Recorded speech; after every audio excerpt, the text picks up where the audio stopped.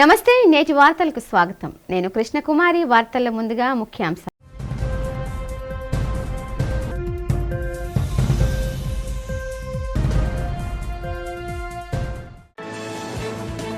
Dallas లో కొనసాగుతున్న రాష్ట్ర విద్యాశాఖ మంత్రి నారా లోకేష్ పర్యటన.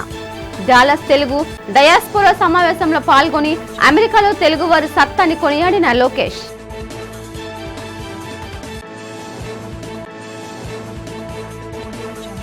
సింహాచలం శ్రీ వరహ లక్ష్మీ నరసింహ స్వామివారిని దర్శించుకున్న భారత క్రికెటర్ కోహ్లీ దంపతులు. ఆలయ మర్యాదలతో స్వాగతం పలికి స్వామివారి దర్శన భాగ్యం కల్పించిన ఆలయ అధికారులు.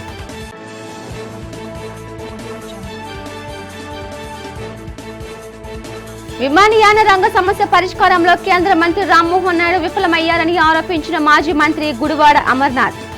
రామ్మోహన్ నాయుడు వైఫల్యమే విమాన ప్రయాణికుల ఇబ్బందికి కారణమని విమర్శ. ఏయువైవిఎస్ స్ఫూర్తి ఆడిటోరియంలో అత్యంత ఘనంగా జరిగిన పూర్వ విద్యార్థుల సంఘం 11వ వార్షిక వేడుకల్లో పాల్గొని పూర్వ విద్యార్థుల సహకారాన్ని కొనియాడిన వైస్ ఛాన్సలర్ ఆచార్య రాజశేఖర్. తెలుగు వాళ్ళు దశాబ్దాల క్రితమే అమెరికాకు వచ్చారని ఏపీ మంత్రి నారా లోకేష్ అన్నారు. డాలస్ లో నిర్వహించిన తెలుగు డయాస్పోరా సమావేశంలో ఆయన పాల్గొని మాట్లాడారు. ఈ సమావేశంలో తెలుగు వాళ్ళ సత్తా చాటారు. మాకు అండగా నిలిచిన ప్రవాసాంధ్రులకు గుండెల్లో పెట్టుకుంటామన్నారు. కష్టకాలంలో మీరంతా మా కుటుంబానికి అండగా నిలిచారు. స్పీడ్ కు ఆంధ్రప్రదేశ్ బ్రాండ్ అంబాసిడర్ గా మారిందన్నారు. ఆంధ్రప్రదేశ్ యువతకు 20 లక్షల ఉద్యోగాలు కల్పించాలన్నదే కూటమి ప్రభుత్వ లక్ష్యమని అన్నారు. వాళ్ళు వైనాట్ 175 అన్నారు. ప్రజలు మాత్రం వైనాట్ 11 అన్నారని ఎద్దేవా చేశారు. ప్రవాసాంధ్రులకు ఏ కష్టం వచ్చినా ఏపీఎస్ఆర్టీసీ అండగా ఉంటుందన్నారు. విడాకులు, మిస్ ఫైర్లు, క్రాస్ ఫైర్లు లేకుండా ఎన్డీఏ కూటమి మరో 15 ఏళ్లు రాష్ట్రాన్ని ముందుకు తీసుకువెళ్తుందని చెప్పారు. రెడ్ బుక్ తన పని తను చేసుకుపోతోందని, చట్టాన్ని ఉల్లంఘించిన ఎవరిని వదిలిపెట్టేది లేదని అన్నారు. డాలస్ లో అడుగుపెట్టిన దగ్గర నుంచి ఈ రోజు ఇప్పుడు ఈ కార్యక్రమం వరకు నాకు ఇంత పెద్ద ఘన స్వాగతం పలికిన మీ అందరికీ నా హృదయపూర్వక ధన్యవాదములు. అమెరికాలో ఉన్నానా ఆంధ్రప్రదేశ్ లో ఉన్నానా నేను డౌట్ వచ్చింది నాకు ఈరోజు. మీ ఉత్సాహం, మీ జోష్, మీ కేకలు వింటుంటే తిరిగి మళ్ళీ నా పాదయాత్ర యువగలం రోజులు గుర్తొస్తున్నాయి. ఆనాటి పాలకులు అడుగడుగున నన్ను ఇబ్బంది పెట్టారు, నడవని లేదు, మైక్ లాక్కున్నారు, స్టూల్ లాక్కున్నారు. అయినా మనోళ్ళు తొడగొట్టి ముందైతున్నాడు, తగ్గేదే లేదని ఆనాడు ఎట్లయితే చెప్పారు అదేవిధంగా ఈరోజు కూడా నాకు మీరు అంత ఘన స్వాగతం పలికారు.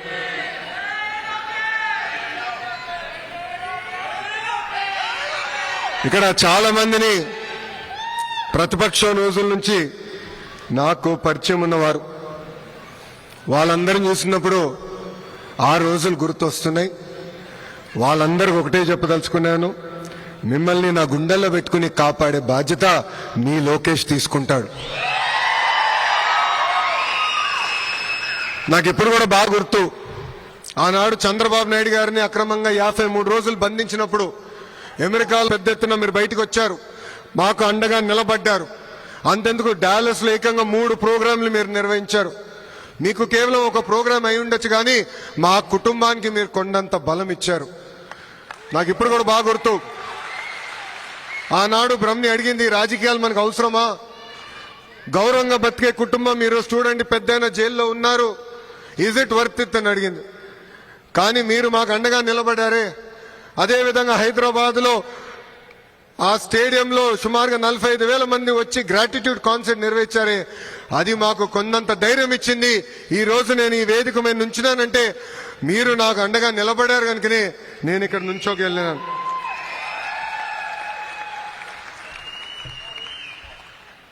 ఈ మీటింగ్ చూసిన తర్వాత టీమ్ 11కి నిద్ర పట్టదు.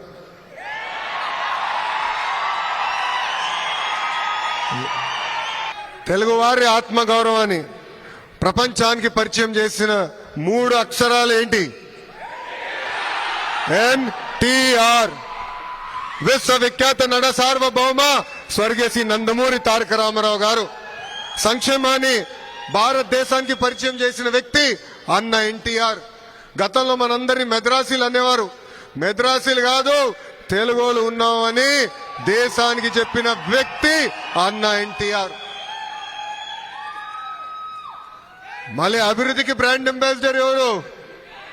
సిబిఎన్. అసలు అభివృద్ధి చేసి ఎన్నికలు గెలవచ్చని దేశానికి పరిచయం చేసిన వ్యక్తి మన సిబిఎన్.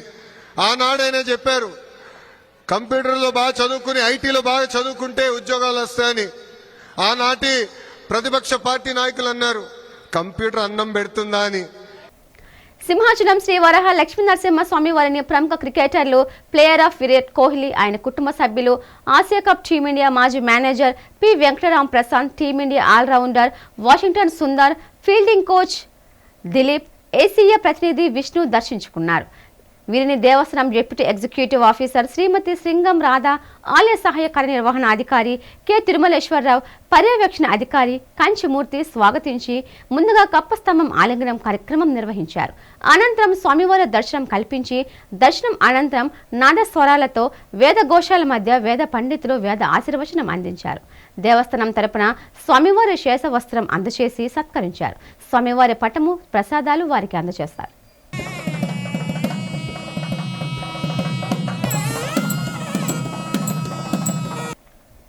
పార్వతీపురం మన్యం జిల్లాలో పిల్లల ఆరోగ్య సంరక్షణకు కొత్త వెలుగు నింపుతున్న ముస్తాబు కార్యక్రమానికి రాష్ట్ర ముఖ్యమంత్రి నారా చంద్రబాబు నాయుడు అపూర్వమైన ప్రశంసలు కురిపించారు. జిల్లా collector doctor N Prabhakar Reddy నాయకత్వంలో అమలవుతున్న ఈ వినూత్న కార్యక్రమం రాష్ట్రానికే ఆదర్శంగా నిలుస్తోందని సీఎం స్పష్టం చేశారు. జిల్లా యంత్రాంగం చూపుతున్న చిత్తశుద్ధి, ప్రజాప్రతినిధులు అందిస్తున్న సమపాలన సహకారం వలననే ఈ విజయం సాధ్యమైందని ప్రశంసించారు. పాలనా వ్యవస్థ, ప్రజాప్రతినిధులు, వైద్య, విద్య విభాగాలు ఒకే లక్ష్యంతో ముందుకు సాగుతున్న అరుదైన ఉదాహరణగా ముస్తాబు కార్యక్రమాన్ని ముఖ్యమంత్రి పేర్కొన్నారు. ఇటీవల పాలకొండ నియోజకవర్గం బామిని మండలంలో నిర్వహించిన మెగా పేరెంట్స్ టీచర్స్ డే కార్యక్రమంలో జిల్లా కలెక్టర్ డాక్టర్ ప్రభాకర్ రెడ్డి అమలు చేసిన విధానాలు సీఎం దృష్టిని విశేషంగా ఆకర్షించాయి. పిల్లల ఆరోగ్య పరిస్థితులపై స్పష్టమైన డేటాతో పౌష్టికాహార లోపం ఉన్న ప్రాంతాలను గుర్తించి అక్కడే ప్రత్యక్ష చర్యలు చేపట్టడం కొనియాడారు. నేను అభినందిస్తున్న జిల్లా కలెక్టర్ని. ఇక్కడ చూస్తే ముస్తాబు ఒక సింపుల్ కార్యక్రమం. ఇప్పుడే ఒక స్టూడెంట్ కూడా చెప్పారు, మా కలెక్టర్ ప్రారంభించిన కార్యక్రమం మాలో ఒక చైతన్యం తీసుకొచ్చింది, బ్రహ్మాండంగా పరిశుభ్రంగా ముందుకు పోతున్నామని పిల్లలు చెప్పే పరిస్థితికి వచ్చారు. మీరు తీసుకొచ్చిన ముస్తాబు బ్రహ్మాండమైన కార్యక్రమం. దీన్ని రాబోయే రోజుల్లో అన్ని ఇండ్లకు కూడా చేరి పరిశుభ్రమైన ప్రాంతంగా ఏజెన్సీని తయారు చేసి ప్రపంచం మొత్తం ఈ ఏజెన్సీకి వచ్చి బ్రహ్మాండమైన నేచర్ని ఎంజాయ్ చేసే పరిస్థితి వస్తుంది. వర్క్ ఫ్రమ్ ఏదైతే ఇది కూడా హోమ్ స్టే. ఒకసారి తీవ్ర సంక్షోభంలో ఉన్న విమానయాన రంగ సమస్య పరిష్కారంలో కేంద్ర మంత్రి రామ్మోహన్ నాయుడు విఫలమయ్యారని వైసీపీ అనకాపల్లి జిల్లా అధ్యక్షుడు మాజీ మంత్రి గుడివాడ అమర్నాథ్ మండిపడ్డారు. ఈ సందర్భంగా నగర వైసీపీ కార్యాలయంలో ఆయన మీడియాతో మాట్లాడారు. ఫ్లైట్ డ్యూటీ టైం లిమిటేషన్లు అమలు చేయడం వల్ల తలెత్తిన ఇబ్బందులను గుర్తించి పరిష్కరించలేకపోయినా పౌర విమానయాన శాఖ వైఫల్యం వల్లనే ఫ్లైట్స్ రద్దై లక్షలాది మంది ప్రయాణికులు ఇబ్బంది పడుతున్నారని ఆగ్రహం వ్యక్తం చేశారు. ఒకవైపు ప్రయాణికుల ఇబ్బంది పడుతుంటే మరోవైపు ఈ సమస్యను లోకేష్ వార్ రూమ్ ద్వారా పర్యవేక్షిస్తున్నాడంటూ టీడీపీ అధికార ప్రతినిధులు జాతీయ మీడియాలో చేసిన కామెంట్లతో తెలుగుదేశంలో తెలుగువాడి పరువు, ప్రపంచంలో దేశం పరువు మంటగలిసిందని ఆక్షేపించారు. ఇండిగో ఎయిర్లైన్ సమస్య పరిష్కారంలో విఫలమవడంతో ఇష్టమొచ్చినట్లు టిక్కెట్లు రేటు పెంచి విమానయాన సంస్థలను అదుపు చేయడంలోనూ కేంద్ర మంత్రి విఫలమయ్యారని అన్నారు. తక్షణమే సమస్య పరిష్కారానికి కృషి చేసి ప్రయాణికులకు ఇబ్బంది లేకుండా చూడాలని డిమాండ్ చేశారు. విమానయాన సంస్థ సంబంధించినటువంటి ఆ ప్రైవేట్ సంస్థ ఒక ఎత్తు అయితే రెగ్యులేషన్స్ ఇంప్లిమెంట్ చేయడంలో కానీ లేదా పెడుతున్నటువంటి రెగ్యులేషన్స్ వల్ల వస్తున్నటువంటి పరిస్థితుల్ని గమనించి లేదా వచ్చేటువంటి ఇబ్బందుల్ని అసెస్ చేసి వచ్చేటువంటి ఇబ్బందులు ఈ రకంగా ఉంటాయి, దీన్ని ఈ రకంగా ఎదుర్కోవాలనేటువంటి మంత్రిత్వ శాఖ వైఫల్యం అంతకంటే ఎక్కువగా కనబడతా ఉంది. సరే, ఇదంతా ఒకటవుతున్నప్పుడు తెలుగుదేశం పార్టీ తరపున ఉన్నటువంటి కేంద్ర మంత్రి గారు ఈ శాఖకి కేంద్ర మంత్రిగా వ్యవహరిస్తా ఉన్నారు.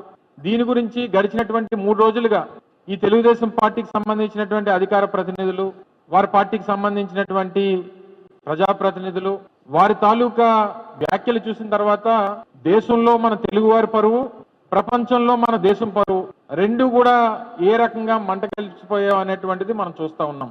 అంటే ఈ పరిస్థితుల్లో కేంద్ర మంత్రిగా ఉన్నటువంటి వ్యక్తి మొత్తం వ్యవహారాన్ని మా లోకేష్ గారి దగ్గరుండి పర్యవేక్షిస్తున్నారని చెప్పి జాతీయ మీడియాలో వారు మాట్లాడతారు. అసలు లోకేష్ ఎవరు? లోకేష్ కి ఆ మంత్రిత్వ శాఖకి సంబంధం ఏంటి? దేశంలో ఉన్నటువంటి రాష్ట్రాల్లో ఒక రాష్ట్రంలో ఒక శాఖకి మంత్రి ఆయన. దాదాపు 29 రాష్ట్రాల్లో ఒక రాష్ట్రంలో ఉన్నటువంటి వివిధ డిపార్ట్మెంట్స్ లో ఒక డిపార్ట్మెంట్ కి ఆయన మంత్రి. ఆయన దేశంలో ఉన్నటువంటి ఈ department of civil aviation, ministry of civil aviation ఏదైతే ఉందో దీన్ని దగ్గరుండి మానిటర్ చేస్తున్నారని చెప్పి తెలుగుదేశం పార్టీ ప్రతినిధులు జాతీయ స్థాయిలో మీడియా చర్చల్లో పాల్గొని చెప్తా ఉన్నారు. అంటే కొంచెం కూడా సిగ్గనిపించలేదా మీకు మాట్లాడడానికి? ఆంధ్ర విశ్వవిద్యాలయం అభివృద్ధికి పూర్వ విద్యార్థులు అందిస్తున్న సహకారం నిరుపమానమని ఏయూ వీసీ ఆచార్య జీపీ రాజశేఖర్ అన్నారు. ఆదివారం ఇంజనీరింగ్ కళాశాల వైవిఎస్ మూర్తి ఆడిటోరియంలో నిర్వహించిన ఏయూ ఇంజనీరింగ్ కళాశాల పూర్వ విద్యార్థుల సంఘం 11వ వార్షిక సర్వసభ్య సమావేశం పూర్వ విద్యార్థుల ఆత్మీయ సమ్మేళనాన్ని ఆయన ప్రారంభించారు. ఈ సందర్భంగా వీసీ ఆచార్య జీపీ రాజశేఖర్ మాట్లాడుతూ విశ్వవిద్యాలయం వికాసానికి మౌలిక వస్తువుల కల్పనకు పూర్వ విద్యార్థులు విలువైన సహకారాన్ని అందిస్తున్నారన్నారు. ఇంజనీరింగ్ కళాశాల పూర్వ విద్యార్థులు స్వయంగా హాస్టల్ భవన సదుపాయాన్ని కల్పించడం పట్ల సంతోషం వ్యక్తం చేశారు. భవిష్యత్తులో సైతం ఇదే విధమైన సహకారాన్ని విశ్వవిద్యాలయానికి అందించాలని సూచించారు. ఈ కార్యక్రమానికి ముఖ్య అతిథిగా హాజరు కావాల్సిన ఉన్నత విద్యా మండలి చైర్మన్ ఆచార్య కె మధుమూర్తి అనివార్య కారణాల వలన హాజరు కాలేకపోయారు. తమ సందేశాన్ని పంపగా అసోసియేషన్ సీనియర్ సభ్యులు విఆర్ రావు చదివి వినిపించారు. సంస్థ అధ్యక్షులు ఐవీఎన్ఎస్కే విశ్వనాథరావు మాట్లాడుతూ శతాబ్ది ఉత్సవాలను ఘనంగా నిర్వహించడంలో తమ సంఘం సంపూర్ణ సహకారం అందిస్తామన్నారు. అధికారుల దార్శనికతో సేవలను విస్తృతం చేస్తామన్నారు. హాస్టల్ భవన నిర్మాణం పూర్తి చేయడానికి పూర్వ విద్యార్థులు ముందుకు రావాలని పిలుపునిచ్చారు. ఫిబ్రవరి నాటికి హాస్టల్ భవనం 3వ అంతస్తు పూర్తి చేసి వర్సిటీకి బహుకరిస్తామన్నారు. When I joined on 1st March, we were supposed to do the Andhra University Centenary Recognizer on 26th of April 2025. So within that short span, we could initiate and then kickstart the activities of the centenary. So before I move on to summarize and apprise this large gathering of eminent alumni, so I take this opportunity to thank on behalf of the university the large contributions by the alumni organizations. And since today's event is Andhra University College of Engineering Alumni Association, on behalf of the university, we would like to thank the Andhra University College of Engineering Association for their excellent support to the university in the growth and development at this very juncture of centenary. So they have summarized their recent contributions, in particular the hostel which is in place and then the floor which is coming up and the parking. So on behalf of the university, we would like to show our gratitude, a big round of applause to them. So then, as you know, we have also another society, Andhra University Alumni Association, and the annual day is coming, Waves 2025 on 13th of this month, and Member of Parliament, Mrs. Sudha Mukti will be the chief guest for that, and I hope many of you will be joining. And also I take this opportunity to thank this Andhra University College of Engineering Association for pledging that they would continue their support in the centenary, not only as association, as an individual. So definitely we are looking forward. Uttarandhra పుణ్యక్షేత్రంగా విరాజిల్లుతున్న Simhachalam Shri వరహ Lakshmi Narasimhaswamy వారి నిత్య కళ్యాణం అత్యంత వైభవంగా జరిగింది. ఆధ్యాత్మిక శోభతో కన్నుల పండుగగా జరిగింది. ఈ పవిత్రమైన మహోత్సవంలో పాల్గొనేందుకు భక్తులు విశేష సంఖ్యలో తరలివచ్చారు. అజిత సేవల్లో భాగంగా నిర్వహించబడిన ఈ నిత్య కళ్యాణ వేడుకను దేవస్థానం అర్చక స్వాములు అత్యంత శాస్త్రోక్తంగా నిర్వహించారు. శ్రీ గోవిందరాజస్వామి వారి ఉత్సవమూర్తిని వారి ఉభయ దేవరులైన శ్రీదేవి భూదేవి అమ్మవార్లతో సహా కళ్యాణ మండపంలో దివ్యంగా అధిష్ఠింపచేశారు. నిత్య కళ్యాణ మహోత్సవంలో పాల్గొన్న భక్తులు గోత్రనామాలతో అర్చక స్వాములు ముందుగా పవిత్ర సంకల్పాన్ని పలికారు. సకల వైష్ణవ సాంప్రదాయాలను అనుసరించి పాంచరాత్ర గమశాస్త్రం విధానంలో విశ్వకేన సారాధన మరియు పుణ్యావచనాలతో కార్యక్రమాన్ని శుభారంభం పలికారు. స్వామివారికి అమ్మవార్లకు కంకణ ధారణ, నూతన యజ్ఞపవిత సమర్పణ వంటి కార్యక్రమాలను నిర్వహించారు. మాంగళ్య ధారణ తదనంతరం మంగళప్రదమైన జీలకర్ర బెల్లంను స్వామి అమ్మవార్ల శిరస్సులపై ఉంచి మంగళ వాయిద్యాల నడుమ మాంగళ్య ధారణ ప్రక్రియను అత్యంత కమనీయంగా నిర్వహించారు. కళ్యాణ మండపం వేద మంత్రాలతో మార్మోగింది. చివరగా లోక కళ్యాణాన్ని కాంక్షిస్తూ తలంబ్రాల ప్రక్రియను పారవస్యంతో జరిపించారు.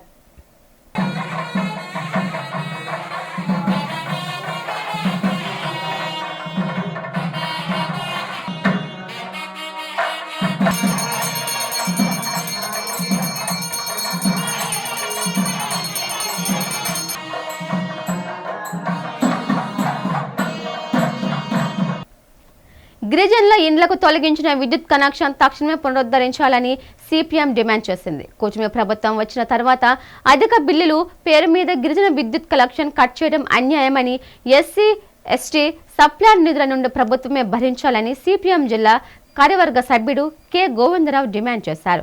అనకాపల్లి జిల్లా రావికమతం మండలం టి అజ్జాపురం పంచాయతీ పి కొట్నపల్లి గ్రామంలో కొండదర చెందిన గిరిజనులు 11 కుటుంబాలని గిరిజనులు ఇంటి వద్దకు వెళ్లి విద్యుత్ అధికారులు మీటర్లు, వైర్లు కటింగ్ చేసిన సందర్భంగా వారు ఆ ప్రాంతాన్ని పరిశీలించి అనంతరం కాగడాలతో నిరసన తెలిపారు. ఈ సందర్భంగా మాట్లాడారు. రాత్రి వేళల్లో చంటి పిల్లలతో జ్వరంతో ఇబ్బంది పడుతున్న అధికారులకు దయాదాక్షం లేకుండా కరెంటు కనెక్షన్ కట్ చేయడం చాలా అన్యాయమన్నారు. రాష్ట్ర ప్రభుత్వం 2008 సంవత్సరంలో 50 యూనిట్లు విద్యుత్ అని చెప్పిందని, తర్వాత 100 యూనిట్లు 2019 సంవత్సరంలో 200 యూనిట్లు వాడిన ఎస్సీ ఎస్టీలకు ఉచిత విద్యుత్ ఇచ్చారని గుర్తు చేశారు. నేటికి 15 సంవత్సరాల నుండి వారికి ఎటువంటి బిల్లులు ఇవ్వలేదన్నారు.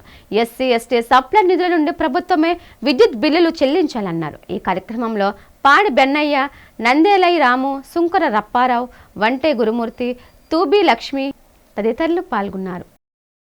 పాతకొట్నపల్లి గ్రామాల్లో 11 గిరిజన కుటుంబాలకి విద్యుత్ అధికారులు అధిక బిల్లు వచ్చాయని చెప్పి కట్ చేశారు.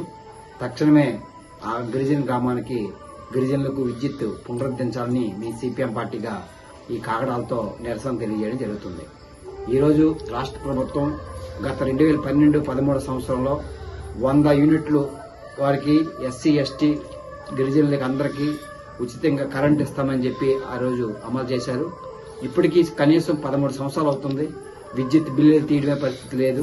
ఈ మధ్య కాలంలో ప్రతి కుటుంబం ఏదైతే కొట్టనపల్లి గ్రామంలో తూబే లక్ష్మి అనే మహిళ 1500 రూపాయలు మన కరెంటు బిల్లు కట్టింది.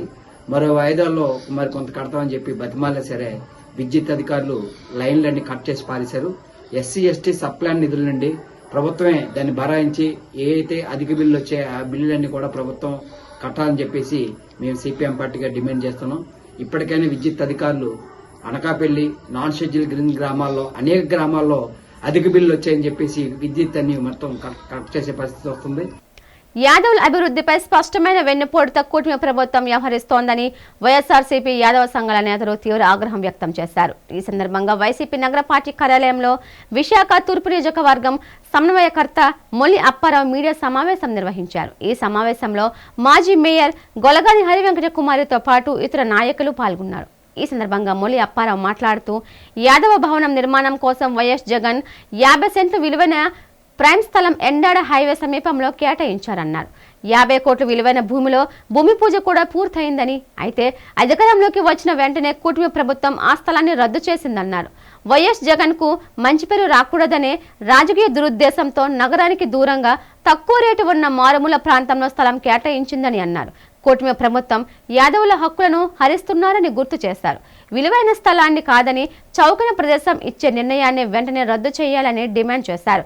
యాదవులకు గౌరవం ఇచ్చేది ఒక్క వైఎస్ జగన్ ప్రభుత్వమేనన్నారు. ఆనాడు యాదవుల విజ్ఞప్తిని గౌరవించి స్థలం కేటాయించిందన్నారు. విశాఖ నగరంలో అనేక కీలక పదవులను యాదవులకు అప్పగించారని, రాజకీయంగా కూడా ప్రాధాన్యత కల్పించారన్నారు. యాదవుల ఆత్మగౌరవాన్ని కించపరిచే ఈ నిర్ణయాన్ని కూటమి ప్రభుత్వం వెంటనే వెనక్కి తీసుకోకపోతే తీవ్ర ఉద్యమానికి సిద్ధమవుతామని స్పష్టం చేశారు. ఈ భూమి ఉన్నంత కాలం కూడా యాదవుడే తొలి దర్శనం చేసుకుంటాడని చెప్పేసి చట్టం చేసి ఇచ్చినటువంటి ఘనత ఏ ప్రభుత్వానికి ఉందా అని చెప్పేసి అడుగుతున్నాం. మేము యాదవులందరం కూడా ఈరోజు జగన్మోహన్ రెడ్డి గారు మాకు చేసిన ఏదైతే మాకు ఉందో దానికి యాదవులందరం కూడా మేము ఆయనకు రుణపడి ఉంటామని చెప్పేసి ఈ సందర్భంగా తెలియజేస్తా ఉన్నాం. మీరు ఇప్పుడు ఈ నిర్ణయాన్ని మరి వెంటనే మీరు వెనక్కి తీసుకొని మా గతంలో ఇచ్చినటువంటి భూమినే మాకు ఇవ్వాలని చెప్పేసి ఈరోజు నిజంగా ఇప్పుడు ఈ కూటమి పార్టీలో ఉన్నటువంటి నాయకులు ఎవరైతే ఉన్నారో వాళ్ళకి నిజంగా యాదవుల మీద ప్రేమ ఉంటే ఇంకొక 50 సెంట్లు తీసుకురండి. ఈ 50 సెంట్లు దేనికి రద్దు చేస్తారు మీరు? ఇంకొక 50 సెంట్లు తీసుకొచ్చి మేము కూడా తెచ్చామని చెప్పి చెప్పండి. లేకపోతే ఎండాడ దగ్గర ఉన్నటువంటి 50 సెంట్ల భూమిలోనే మీరు ఒక అద్భుతమైన భవనం కట్టి చూపించండి. అంతేగాని ఇటువంటి సంస్కారహీనమైనటువంటి పనులు అయితే మాత్రం దయచేసి వెనక్కి తీసుకోవాలని చెప్పేసి ఈ సందర్భంగా తెలియజేసుకుంటూ, విశాఖలోని ఎన్ని యాదవ భవనాలు నిర్మించినా ఇటీవల ప్రతిపాదించిన ఎండాడలోని యాదవ భవన నిర్మాణాన్ని యథావిధిగా కొనసాగించాలని జాతీయ యాదవ ఐక్యవేదిక అధ్యక్షుడు ఆల్సి అప్పలనారాయణ యాదవ్ డిమాండ్ చేశారు. ఈ సందర్భంగా ప్రెస్ క్లబ్లో ఆదివారం నిర్వహించే మీడియా సమావేశంలో ఆయన మాట్లాడుతూ ఇప్పటి వరకు యాదవ భవన నిర్మాణం కోసం మంజూరైన నిధులు ఎక్కడికి వెళ్లాయో చెప్పాలన్నారు.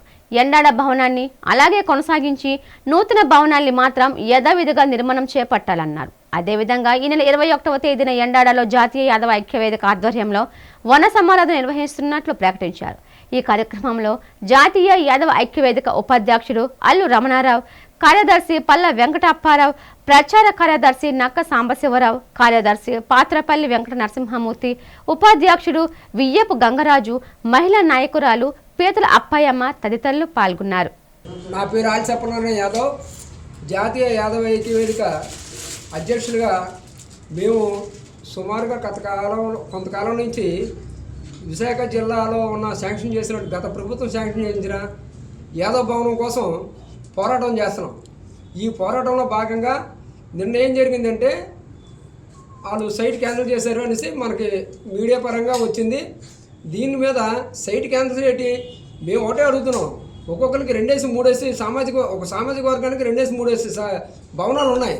మనకు అది ఉత్తరాంధ్ర భవనంగా గుర్తించి విశాఖపట్నం భవనంగా దీన్ని ఈ గవర్నమెంట్లో పల్లాశ్రీని గారు కానీ ఒక వంశీకృష్ణ గారు కానీ ఇప్పుడున్న ప్రజాప్రతినిధులు కానీ వీళ్ళు కట్టి చూపించి దాన్ని క్యాన్సిల్ చేయకుండా ఉంటే ఉత్తరాంధ్ర భవనంగా ఉంటుందని. ప్రజా సమస్యల పరిష్కారానికి ప్రజా దర్బార్ వారధి మారిందని, కూటమి పాలనలో అభివృద్ధి సంక్షేమానికి అధిక ప్రాధాన్యత ఇస్తున్నామని పెందుర్తి నియోజకవర్గ శాసనసభ్యుడు పంచకల రమేష్ బాబు అన్నారు. ఈ సందర్భంగా పెందుర్తి నియోజకవర్గం సుజాత నగర్ క్యాంపు కార్యాలయంలో రమేష్ బాబు ప్రజా దర్బార్ కార్యక్రమాన్ని నిర్వహించారు. అనంతరం ఆయన మీడియాతో మాట్లాడారు. ప్రభుత్వ సంక్షేమ పథకాలు ప్రతి ఒక్కరికి అందాలంటే నాయకులు అధికారుల మధ్య సమన్వయం అవసరమన్నారు. ప్రజా సమస్యల పరిష్కారంలో స్థానికుల నాయకుల చొరవ చూపాలని కోరారు. ప్రజలు ప్రభుత్వ కార్యాలయాల చుట్టూ తిరగాల్సిన అవసరం లేకుండా ఎమ్మెల్యేలే ప్రజల వద్దకు వెళ్లి ప్రజా సమస్యలు పరిష్కరించాలనే లక్ష్యంతో ముఖ్యమంత్రి నారా చంద్రబాబు నాయుడు, ఉప ముఖ్యమంత్రి కొణిదెల పవన్ కళ్యాణ్ ప్రజా సమస్యల పరిష్కార వేదికలకు శ్రీకారం చుట్టడం జరిగిందన్నారు. ఈ అవకాశాన్ని ప్రతి ఒక్కరూ సద్వినియోగం చేసుకుని అపరిష్కృత సమస్యలను పరిష్కరించుకోవాలని సూచించారు. ఈ సందర్భంగా నియోజకవర్గం నుండి వివిధ గ్రామాల నుండి వచ్చిన ప్రజల నుండి 110 అర్జీలను స్వీకరించారు. ప్రతి శనివారం గౌరవ ముఖ్యమంత్రి నారా చంద్రబాబు నాయుడు గారి ఆదేశాల మేరకు ప్రతి శనివారం కూడా ప్రజల దగ్గర అర్జీలు తీసుకుని సీఎం ఆఫీస్ సీఎం డాష్ బోర్డుకి పంపించమని, ఏ స్థాయిలో అయ్యే కార్యక్రమం ఆ స్థాయిలో కంప్లీట్ చేసినట్టుమని ప్రజలకి ఆదేశాలు ఉన్నాయి. మరి మేము ఇవి మన పల్లెకి మన ఎమ్మెల్యే కార్యక్రమంలో తీసుకుంటున్నాం కాబట్టి అన్ని శనివారాలు పెట్టకపోయినా ఇక నుంచి క్రమం తప్పకుండా ప్రతి శనివారం కూడా ఒక 2-3 గంటలన్నా ప్రజల దగ్గర ఈ అర్జీలు తీసుకుని సీఎం డాష్ బోర్డుకి పంపించి సీఎం ఆఫీస్ నుంచి ఇమ్మీడియట్గా వాళ్ళకి సమాధానం వచ్చే విధంగా ఈ ప్రక్రియ ఉంటుంది. ఏదన్నా భూమి సరిగ్గా పట్టాదారు పాస్ పుస్తకం లేకపోయినా, కొలతలు సరిగ్గా సరిగ్గా జరగకపోయినా, ఎవరన్నా ఆక్రమించుకున్నా, లేకపోతే ఇల్లు లేని వాళ్ళు, పెన్షన్ రాని వాళ్ళు, ఇతరత్ర కరెంటు లేని వాళ్ళు, పట్టాలు చాలా కాలం నుంచి పట్టాలు పొందలేని వాళ్ళు, ఇలా అన్ని రకాల కంప్లైంట్లు కూడా సీఎంఓకి పంపించడం, అక్కడి నుంచి సంబంధిత అధికారులకు పంపించి నేరుగా ఫిర్యాదు చేసిన వాళ్ళకే సమాధానం వచ్చే ప్రక్రియే ఈ ప్రజా దర్బార్. మరి దీన్ని సద్వినియోగం చేసుకోమని చెప్పి అందరినీ కోరుతా ఉన్నా. ప్రతి శనివారం క్రమం తప్పకుండా ఎప్పుడన్నా అసెంబ్లీ ఉన్నప్పుడు అలాంటప్పుడు అయితే చెప్పలేం, కానీ ఇంకా ప్రతి శనివారం కూడా ఈ కార్యక్రమం ఉంటుంది. ప్రజా సమస్యలు తీరే వరకు ఇది నిరంతర ప్రక్రియ. దయచేసి దీన్ని సద్వినియోగం చేసుకోమని చెప్పి మీడియా మిత్రుల ద్వారా ప్రజలు కోరుకుంటున్నారు. నగరంలోని Sneha max mutually aided cooperative society limited పేరుతో జరిగిన భారీ ఆర్థిక మోసాన్ని విశాఖ సిటీ పోలీసులు ఛేదించారు. అధిక వడ్డీ ఆశ చూపి ప్రజల నుండి డిపాజిట్లు సేకరించి ఆ నిధులను వ్యక్తిగత ఖాతాలకు, బినామీ సంస్థలకు మళ్లించినట్లు పోలీసులు గుర్తించారు. ఈ సందర్భంగా నగర పోలీస్ కమిషనర్ కార్యాలయంలో నిర్వహించిన విలేకరుల సమావేశంలో డీసీపీ 1 మణికంఠ చందోలు మాట్లాడుతూ స్నేహ మ్యాక్స్ సంస్థపై ఇప్పటికే నగరంలో కొన్ని పోలీస్ స్టేషన్లో కేసులు నమోదు అయ్యాయన్నారు. వాటి విచారణలో భాగంగా సంస్థ యాజమాన్యం సుమారు 2504 మంది డిపాజిటర్లకు సంబంధించి 55.10 కోట్లు చెల్లించాల్సి ఉందని తేలిందని అన్నారు. నిందితులు సుమారు 56.10 కోట్లను మళ్లించినట్లు అవి రికవరీ చేయదగినవిగా గుర్తించామన్నారు. డిపాజిట్దారు నిధులను Sneha TV, united publications, Prithvi connections, Sneha Priya financial services వంటి అనుబంధ బినామీ సంస్థలకు మళ్లించినట్లు వెల్లడైందని తెలిపారు. నిందితులపై దువ్వాడ, గోపాలపట్నం 2, రెండవ పట్నం పోలీస్ స్టేషన్లలో కేసులు నమోదయ్యాయని, ఈ కేసుల్లో ప్రధాన నిందితులు అయిన కటికల శివ, భాగ్యారావును ఈ నెల 4న అరెస్టు చేసి రిమాండ్కు తరలించామని స్పష్టం చేశారు. ఈ స్నేహ మ్యాక్స్ ఏదైతే ఉందో 2008లో స్థాపించబడి దానికి పెట్టిన పేరు SC/ST స్నేహ మ్యాక్స్ సొసైటీ అని ఇనిషియల్గా పెట్టడం జరిగింది. అంబేద్కర్ గారి ఐడియాలజీతో మొదలైంది అని చెప్పేసి, అలానే ఎవరైతే సరే డిపాజిట్స్ చేస్తారో డిపాజిటర్లందరికీ కూడా అధిక మొత్తంలో రిటర్న్స్ ఇస్తాము అని చెప్పి నమ్మబలికి ఎక్కువ మంది దగ్గర నుంచి డిపాజిట్స్ సేకరించడం జరిగింది. సో ఇప్పటి వరకు తెలిసిన ఎంక్వైరీలో సుమారుగా 2504 మంది డిపాజిటర్లు ఇందులో డిపాజిట్లు పెట్టడం జరిగింది. అండ్ డిపాజిట్ చేసిన టోటల్ అమౌంట్ సుమారుగా 55 crores 55 కోట్లు ఇందులో ఇప్పటిదాకా పెట్టుబడి పెట్టారు.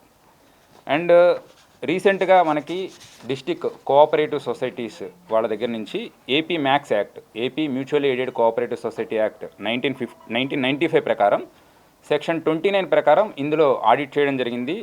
అండ్ ఇంటర్నల్ రిపోర్టు అందరికీ ఇచ్చిన తర్వాత 2008లో స్థాపించిన SC/ST స్నేహ మ్యాక్స్ సొసైటీ పేరు కూడా 2014లో కేవలం స్నేహ మ్యాక్స్ సొసైటీగా ఇందులో ఎవరైతే సరే డిపాజిటర్స్ ఉన్నారో అండ్ మెంబర్స్ ఉన్నారో వాళ్ళకెవరికి కూడా ఇంటిమేట్ చేయకుండా మొత్తం దాని యొక్క సంస్థ పేరు మార్పు చేయడం జరిగింది. అలానే ఇటీవల కాలంలో అందులో డిపాజిట్ చేసిన అమౌంట్ని బైలాస్కి వ్యతిరేకంగా, బైలాస్ ఫాలో అవ్వకుండా మిగతా ఆర్గనైజేషన్స్, ఇదే సంస్థకి సంబంధించిన అదర్ ఆర్గనైజేషన్స్ పొన్నూరు మరియు హైదరాబాద్లో ఉన్నాయి, వాటికి కూడా ఇక్కడి నుంచి ట్రాన్సాక్షన్స్ చేయడం జరిగింది. అలానే వేరియస్ ఆర్గనైజేషన్స్కి అంటే బినామీ సంస్థల పేరుతో ప్రాపర్టీస్ వైజాగ్లోను, అనకాపల్లి జిల్లాలోను ఇంకా మరికొన్ని చోట్ల కూడా వాళ్ళు ప్రాపర్టీస్ కొని అన్ని బైలాస్కి వ్యతిరేకంగా డిపాజిటర్స్కి ఎవరికి తెలియకుండా మొత్తం అందులో పెట్టిన అమౌంట్నంతా డైవర్షన్ చేయడం జరిగింది. సో దీని ప్రకారం మనకి ఇంటిమేషన్ వచ్చిన తర్వాత ఇప్పటి వరకు విశాఖపట్నం సిటీలో 4 చోట్ల మనకి అంటే వేరియస్ డిపాజిటర్స్ రావడం వలన ఎఫ్ఐఆర్లు నమోదు చేయడం జరిగింది. ఈ కేసుల వివరాలు దువ్వాడ పోలీస్ స్టేషన్లో క్రైమ్ నంబర్ 166/25, అలానే ద్వారకా పోలీస్ స్టేషన్లో 85/25, గోపాలపట్నం పోలీస్ స్టేషన్ లిమిట్స్లో 215/2025, అలానే 2 టౌన్ పోలీస్ స్టేషన్ లిమిట్స్లో కూడా 222/25గా కేసులు నమోదు చేయడం జరిగింది. వార్తలు ముగించే ముందు ముఖ్యాంశాలు మరోసారి.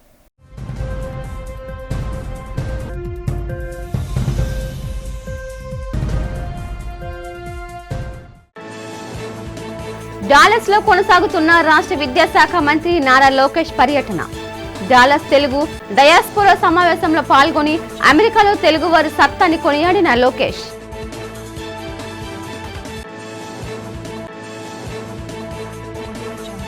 సింహాచలం శ్రీ వరహ లక్ష్మీ నరసింహస్వామి వారిని దర్శించుకున్న భారత క్రికెటర్ కోహ్లీ దంపతులు. ఆలయ మర్యాదలతో స్వాగతం పలికి స్వామివారి దర్శన భాగ్యం కల్పించిన ఆలయ అధికారులు.